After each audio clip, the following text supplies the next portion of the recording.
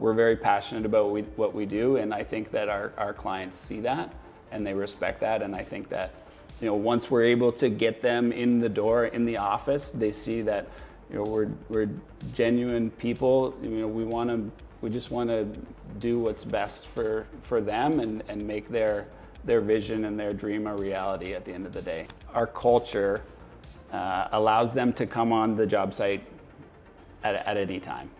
We want them to be there. We want them to feel like they're part of the process. Nothing brings me more joy than an invitation 6 months after a client has moved into their house, and it's a Halcyon home housewarming party. All right, so we just had a fun session with Andrew talking about strategic vision, bit of the background on Halcyon, state of the marketplace. I've got Nick Trevail. I want to dig in on one topic I actually forgot to ask Andrew that I do think comes into effect when it comes to value. So my question to Andrew was, when you're working with consumers, how do you help showcase to them the value of what they're getting? And he touched on some major things like quality of home, the lifespan of it, the relationship and access they get to you guys to make sure that if something's got to get fixed, they get that. The one thing I didn't ask him was site acquisition, because I know buying into certain communities, you're buying in at future values at a discount today. Maybe give a little bit of background on how you used to do your site acquisitions and how you look at site acquisition today. I think in the beginning, I was actually just speaking to one of the fellows in the crowd there about land acquisition. We kind of went at it a little bit the opposite direction that most people would think. Is we were able to start with our custom home building, obviously with Andrew's great background there. We were getting our clients through, you know, single land acquisitions. They would already own the property. And then, you know, after you start building your brand and building your name out there, then you're able to speak to, you know, the land developers around town, you know, because you have a good reputation with those custom homes, then they're able to, you know, then bring you in to look at, you know, the properties that they own.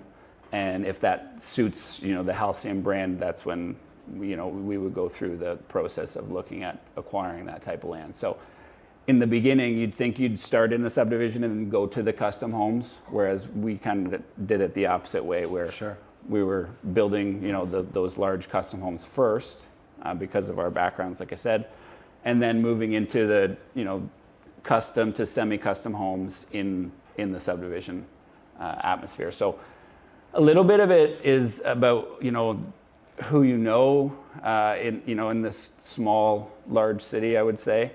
And that was where I was able to bring my skill set in to the people that had met on the, you know, it sounds silly, but like met on the golf course or, you know, or met in high school and had become good friends with. And, you know, we've grown together to be successful, and, you know, we were able to collaborate and work together in, you know, purchasing land from those businesses. So that's where we started. That's awesome. I'm smiling because I saw Adam Carapella at Remark last week. I used to let him in past the line at Jim Bob's when he was a little rascal. And I was like, how are we like doing business now? Like, we were the kids and now, but I think that's part of it, is the connections and the reputation. Your social media team does a great job, actually. I think you guys have a very clearly defined brand and clearly defined niche in that luxury space. Let me ask you this question though, whether it be Talbotville or Lambeth, like, why would you pick those communities for your types of homes? Like, what leads to a purchasing decision for Halcyon? I think that the brand that the developer sold us was first and foremost there. I think that when we started negotiations with the Farhi team about Talbotville, they were our vision was the same. You know, they wanted to have final say on the exterior facade on everyone's building, so that we weren't creating this, you know, type of townhome. We were creating individual properties in a subdivision. So that was nice that, you know, they took the time to do that, because I think it spoke well with our brand. We don't want any of our houses to look the same. We don't, you know, we want everyone's home to be unique And that's where we bring our custom home mentality into the subdivision. And then we also have to have the proper size lots. So, we weren't able to acquire, 35s or 45-foot lots. We wanted them to be a little bit bigger so that we were able to, build the house that the client, wanted and was, they would feel at home there in the end. So I think that both, brands aligning with Auburn in our newest subdivision in Heathwoods, and previously, obviously, in Talbotville, I think that was a huge decision for our team to make. So I can see the forecast too for Allegan County, Talbotville, and Lambeth from a growth perspective. The city announced a couple of years ago that it was the new gateway to the city. Long-term vision for what that's going to look like, and Amazon being so close to both sites, Volkswagen. From an investment perspective, is that also part of it, looking at community growth and trajectory of these communities for buyers in your site acquisition? Certainly. Yeah. I think that the one thing that Halcyon does well is we make sure that our clients are on the same page as we are. So when Andrew and I started the company together, and then once we got into the subdivision home building, we wanted to build homes for our clients that they felt proud of and that we would build for our own families. So that was our mantra. It was, would we put this in our home, for our own families, right? So we were hearing these stories about these subdivision homes and saying, people would tell us that they didn't have garage door openers as part of their package, and that was an upgrade, and this was an upgrade, and that was an upgrade. Inevitably, the upgrades will be there because we can't predict everything that every client wants, but we want to put 99% of their wants and needs into that base package for them, so that they feel like they have value there. We've definitely tried to refine our model a little bit as the market has suffered substantially in the last couple of years, but we want to keep our brand and our core values on point, and that's what they are. I think creating efficiency is how I look at it, right? Where, we were moving at such a pace during the peak that we were able to step back over the last year or two and look at all of our standard operating procedures. How do we onboard new talent?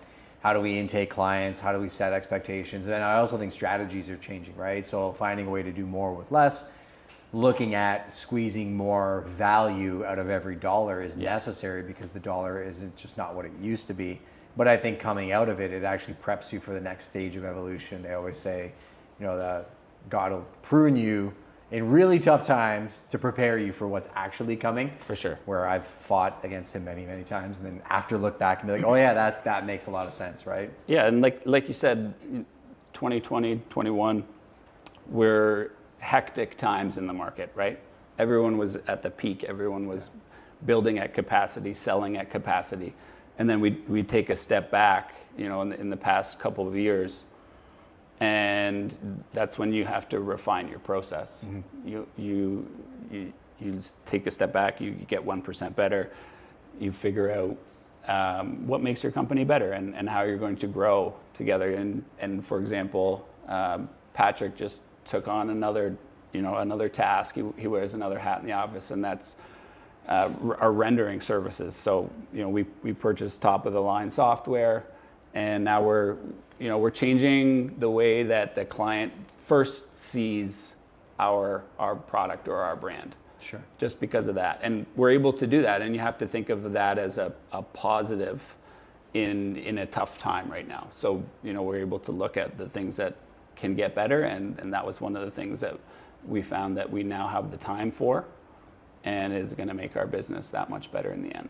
I like hear a glimmer of passion. I looked at you when they said that, and I'm like, that's probably something that's fun that you can dig your teeth into, and it's a strategic, advantage. I think that's where the real efficiency actually lies, right? Is you find efficiency in process building, site acquisition, framing, like all the basics when it comes to building, but you step back a couple feet and you look at the planning stage, touch on maybe what you did in the past that you've created efficiencies around. Like, you know, when somebody sends you a design request and wants a wall moved, what does that process look like today for you guys versus what it looked like in the past? Yeah, I think that would be a little bit better question for Patrick and Andrew, but sure, I'll ask you that at the next podcast too. I think that you just become more efficient as a whole the more times that you do it. And you know, you're able to pinpoint when that request will be done so that the client is they have a timeline and they're satisfied that you'll be able to meet that timeline. Whereas in the beginning you might think that something like that would take a week.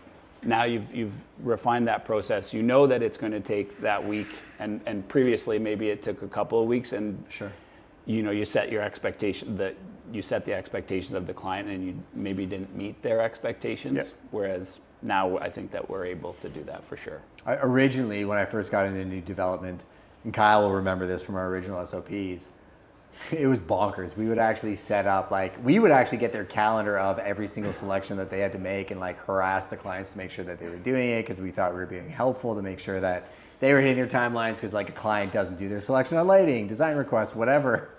We realized that we had to customize that for every single builder, because some of them had in-house design, some of them didn't, some of them were organized, some of them weren't.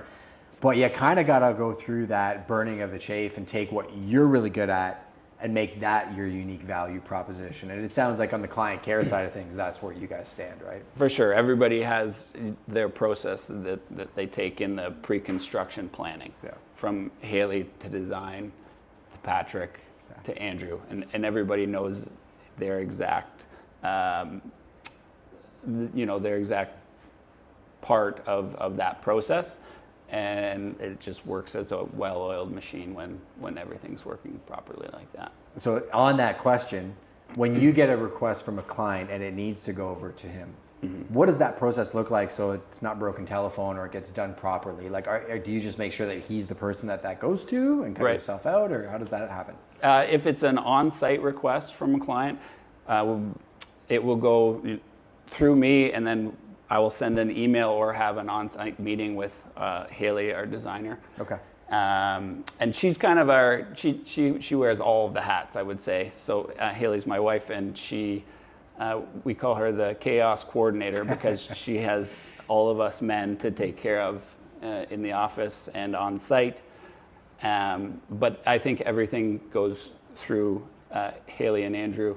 They're able to delegate the tasks properly in the office and make sure that the proper procedures are followed. And how do you herd the cats? Maybe a conversation for another day, right? Definitely. On the relationship piece, though, when you went through, I think we all went through this too. I remember saying, I think that the challenge in the marketplace is going to expose a lot, both from sustainability from business practices to relationships. And you really find out who people are when people's backs are up against the wall. It seems like you got a great team around you. And the reason I bring this up was, one thing I pointed out was I think people that were flying by the seat of their pants, burning relationships, they don't seem to be in the same spot that maybe they were at the peak of the market. How have you maintained integrity in the relationships and the people that you've developed that with throughout the city? The relationships with regards to our clients or more in-house? As a whole, I think your superpower, like your team told me, was connections and community. How did you get through a really tough time like that with your team, the people that are boots on the ground, people from a city level, everything in between? I think that we were able to diversify a little bit, not necessarily doing the things that we,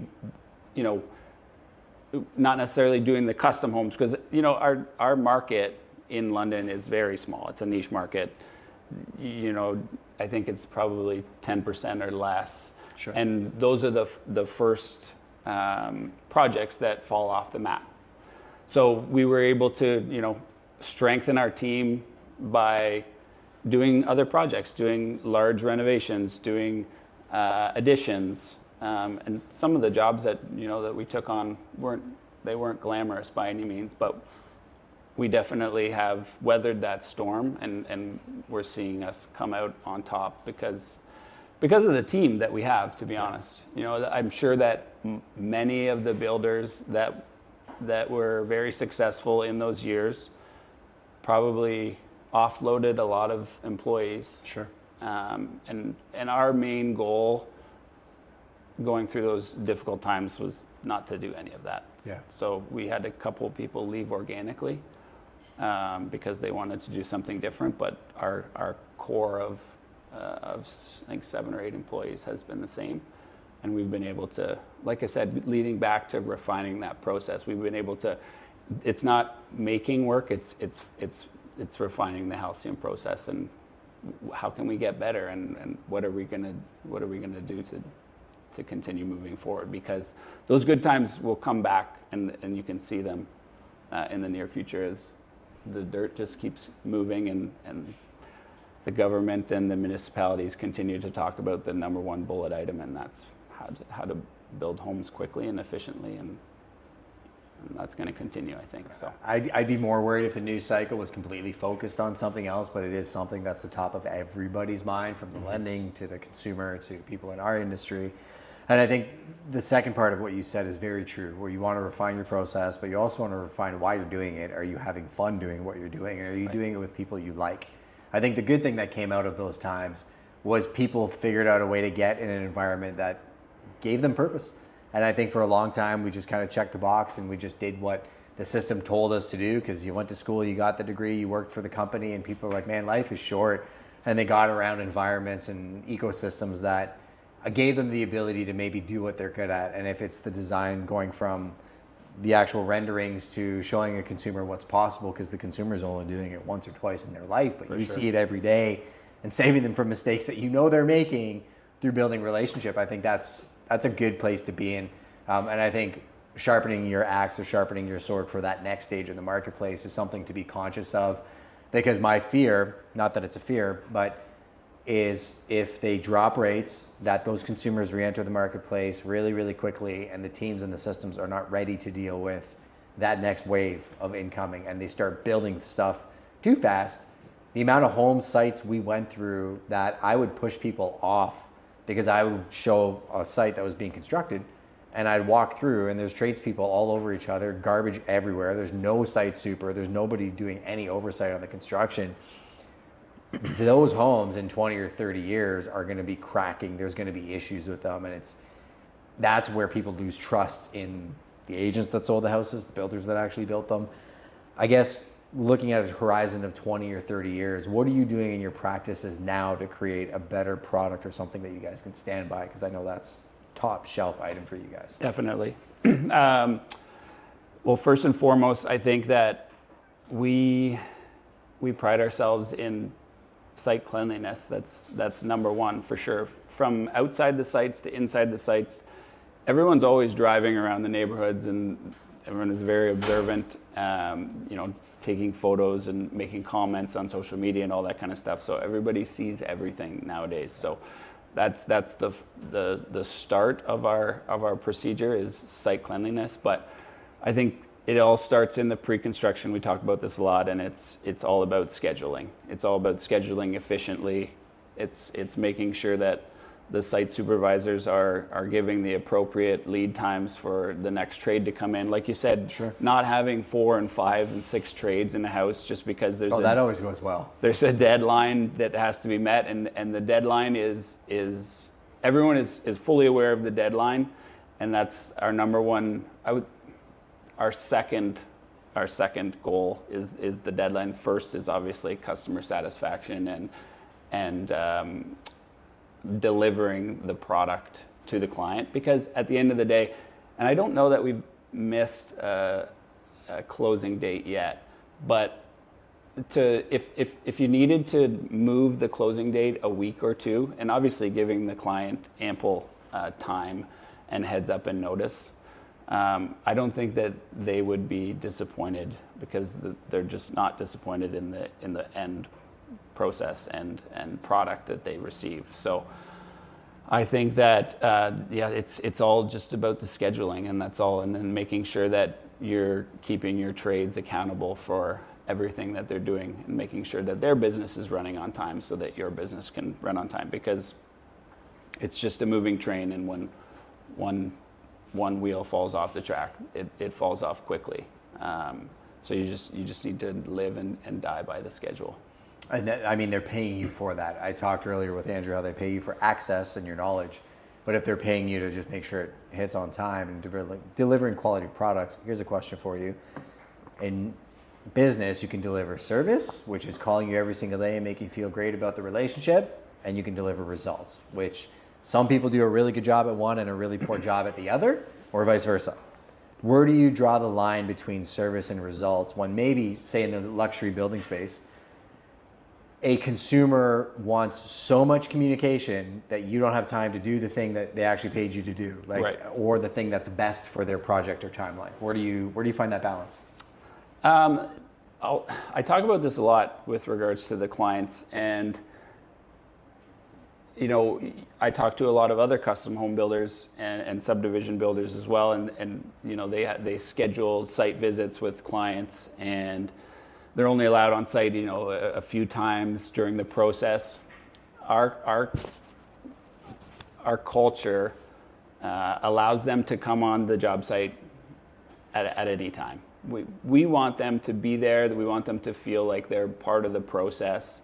We'll worry about the scheduling and making sure that change orders get completed on time and all that stuff by setting their expectations, by saying, okay, if this is something that you want, this is what it's going to cost, and this is the timeline that is going to be associated with that. But the one thing that I've noticed over the years is the negative aura around the clients coming to the job sites too much, but we kind of look at it as a positive. As say there's a site supervisor who has 3 or 4 houses on the go. He knows 99% of the details that goes into that house, right? Sometimes he gets a thing or two wrong, gets switched out and fixed. The client knows every single detail because they've grown this emotional connection with this house that's being built, and they're going to make sure that it's perfect in the end. So sometimes things go astray during the building process, and that's just the way that it is. But if a client is there, maybe they noticed something that's happening. Oh, maybe the countertop, was supposed to be a different color, or the cabinetry was supposed to be a different color. And having that, extra support from the client is a huge benefit. And if you think about it in a positive manner, then I think that the job just continues just to go that much more smooth. Yeah, we audit our clients quite a bit. We'll do it with you guys as well too. At check-in points where it's, what can we improve on? What are we doing well? What can we improve on? Like, what do you want? Because every customer is different, especially in the luxury home building space. There's some people don't want to be talked to at all, and other people really want to be communicated with, right? And tailoring that to them, I think, is where the value lies. Absolutely. Every client is different. And we have the team to make sure that, some of them are totally hands-off and they won't come. Some of them don't come at all for the 10 months, and they're just so happy at the end of the project. When you give them the keys, it's the best. And then the other ones are there every single day. And, they might wear on you a little bit, but that's where, if you have that positive mindset where they're only there to help you, then it just makes it that much easier. For sure. I think one of the most dangerous things in business, and when people start believing their own hype, agents, builders, anybody that thinks that they've got it all figured out and they can't learn something from somebody within their ecosystem. I think the price point you guys are selling to successful people that probably have interesting backgrounds in business and little pieces you can take from them. Have you ever learned anything from a client that you guys have incorporated into the business? 150%, yes. But thinking about what I have learned from a client right on this spot here.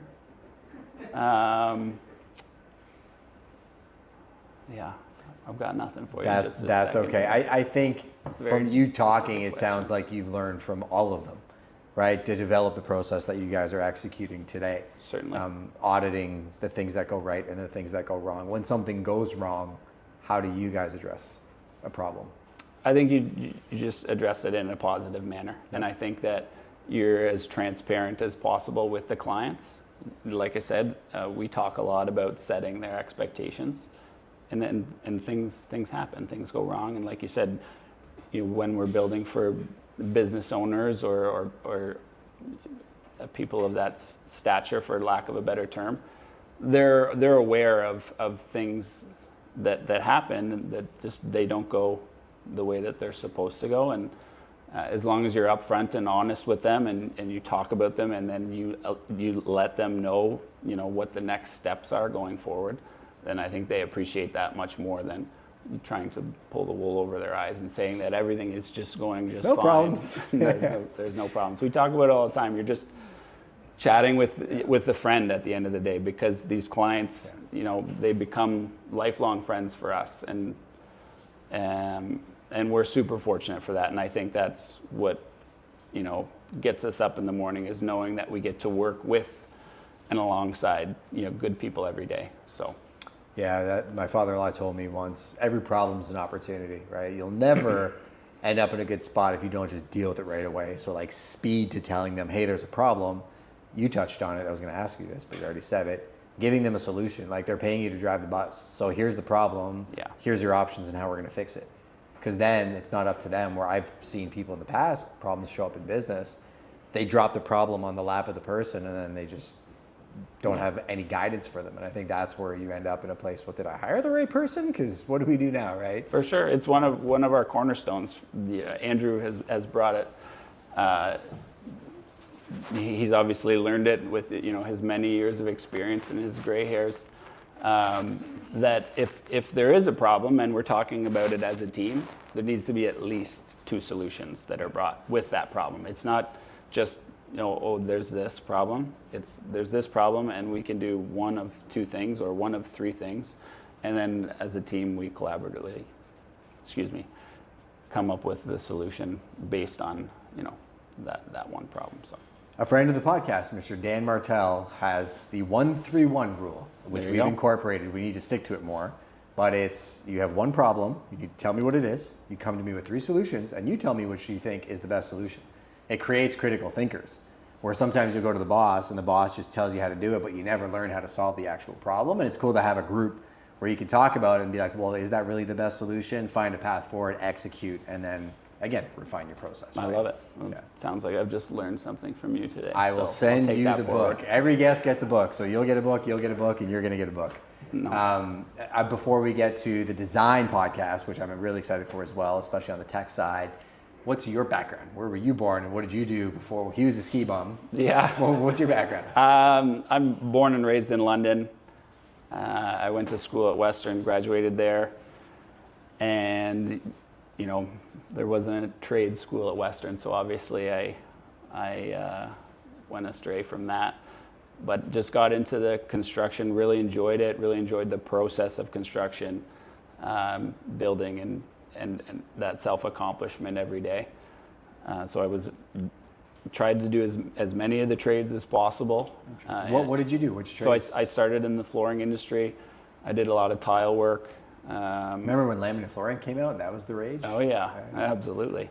And then started in the carpentry industry after that. Opened my own business, did small renovations, moved into large renovations, and then Andrew and I sort of got caught up on one job site, and we realized that we were probably better off together than separate. So my background in London is just that, is trying to make as many friends as possible, and those relationships that I made in university and in high school, like you say, they all come full circle, and you realize that people are working in different industries, but how can you benefit each other at the end of the day? And I think that's just good people working with good people. So yeah, and going back to prior to 2020 to 2022, people were kind of an island unto themselves. I like that we're kind of coming back to a community where people are wanting to get in environments, say like this, or in community with each other and try to build bridges instead of burn them. I never threw you out of Jim Bob, so you must have been pretty well behaved during your university years as well too. But no, I appreciate you having you here. We'll get some more footage of the office, your process, your site. I think when I sat down with you guys, the last thing I want to talk about, my favorite thing, was how you explain the one-on-one time you spend with people. Because one mistake I see happen in new development is people get lost in email chains and months go by. from handing off a hot lead to somebody that's great into the design process to they just get busy and they don't have any guidance. Like you guys really sit down with people and guide them through the process. Can you explain that a little bit and why you do it the way you do? I think it just goes back to our core values, and that's just, like working with good people, making sure that we're all on the same page. And it starts in the pre-construction at the end of the day. We have the team assembled to take everyone's requests and dream and vision and make it come to fruition. So everybody knows their roles, our team members in the business. And I think that everyone's work ethic and what am I trying to say here? I think that, yeah. Their aptitude for excellence, right? Because I see that, like, you all seem to take a lot of pride in what you do without overlapping onto each other, right? Certainly, yeah. We take our work home with us every day, Andrew, and we talk about it all the time. When we're on the golf course, we're just talking about work at the end of the day because we're very passionate about what we do, and I think that our clients see that and they respect that, and I think that once we're able to get them in the door in the office, they see that we're genuine people. We just want to do what's best for them and make their vision and their dream a reality at the end of the day. I talk about it a lot. Nothing brings me more joy than an invitation 6 months after a client has moved into their house, and it's a Halcyon home housewarming party. That's awesome. And it's obviously I'm tooting our own horn a little bit, but it's happened so many times that you just feel so grateful, and they just and they share the memories of the build process and how involved they felt, and they feel part of the family. And at the end of the day, there's a carry-on warranty that lasts a year or however long it matters, or however long it is. It really doesn't matter to us because sure. We don't ever delete their phone number from our phones or their emails, or it's just a lifelong journey together. It's a house. It's the biggest investment that somebody can ever make in their life, for sure. Well, take that, internet trolls. There are builders who actually care. They're not all just greedy, running away with their bags of money. They work really hard. And they build great products. So no, you crushed it. I appreciate you coming on the show. If you're watching this, make sure to subscribe, share it out to somebody that you think would appreciate it. If you are in this space, send us a message. We would love to connect.